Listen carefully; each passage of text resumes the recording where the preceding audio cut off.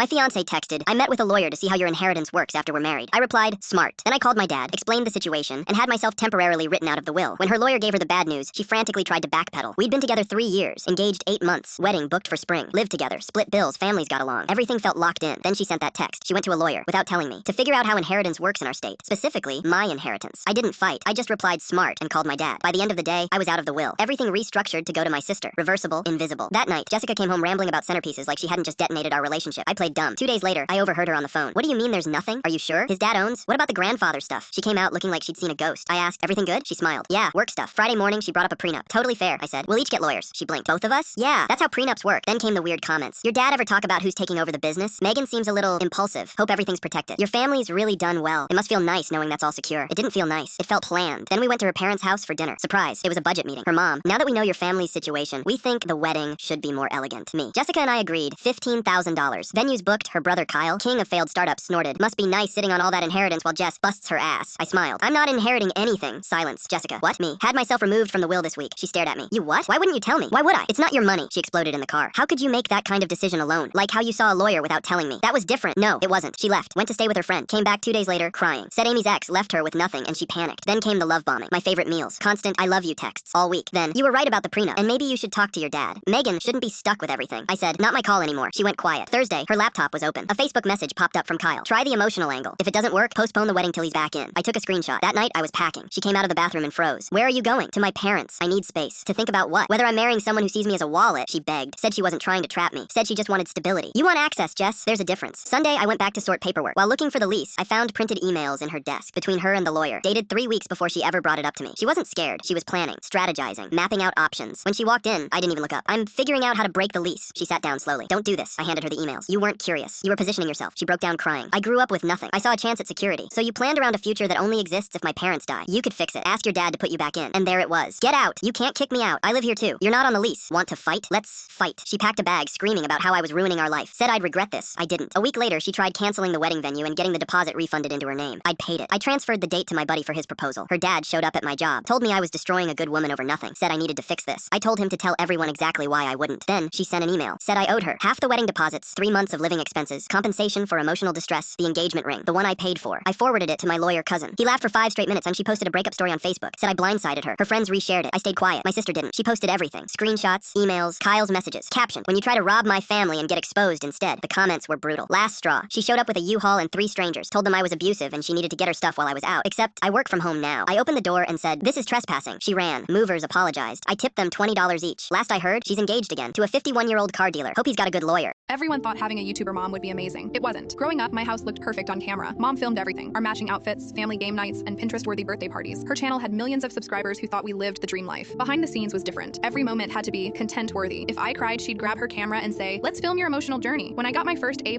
in math, she made me pretend to open my report card 3 times to get the perfect reaction shot. The worst part, I couldn't tell anyone how fake it was. At school, kids would say, your life is so perfect, while I remembered mom yelling, cut, when I didn't smile big enough at my own birthday party. One day in 8th grade, I had my first panic attack during lunch. Instead of hugging me, mom pulled out her phone and whispered, this could be great for our mental health awareness video. That's when I broke. I screamed at her to stop filming. For the first time, she saw me, really saw me, not through a lens. She deleted the footage that night. We had our first real talk in years. No cameras, no perfect lighting, no script, just us. Now I'm 18. Mom still makes videos, but our real moments stay private. Some memories don't need to go viral to be meaningful. Last week, I got accepted into college. Instead of filming my reaction, she just hugged me and cried. That moment wasn't for her subscribers. It was just for us. And honestly, that made it perfect. What is the most cringeworthy thing you've witnessed a helicopter parent do? When I was 10, my best friend came over to my house. We were supposed to have a sleepover that night. I was so excited, but she looked sad when she arrived. My dad's making me check in every hour, she whispered. He installed a tracking app. We tried to have fun anyway. While playing Mario, her phone buzzed. A text from her dad asking for a photo to verify her surroundings. This became our new normal. Every sleepover for months, her dad would call, text, or sometimes drive by, just checking. One Saturday, she came over with a walkie-talkie. Dad bought these so he can talk to me anytime, she explained. The phone wasn't reliable enough. During our movie night, her dad's voice crackled through constantly. Are you girls sitting appropriately? What are you watching? Is anyone else there? My mom finally spoke to him. The girls need some space, she said kindly. The next weekend, my friend wasn't allowed to come over, or the weekend after. 3 weeks later, she finally visited, but only for 2 hours and with her dad waiting in the car outside. What's going on? I asked, confused why our friendship was suddenly under surveillance. She looked at the floor. My cousin got a girlfriend. My dad freaked out. What does that have to do with us? She hesitated before answering. He said he doesn't want me to turn into a lesbian. Just like that, my favorite childhood memories ended. No more sleeping bags on trampolines, baking cookies at 2 a.m., playing Super Mario Bros all night, or TPing schoolmates' houses. All because her dad couldn't handle 2 little girls being best friends.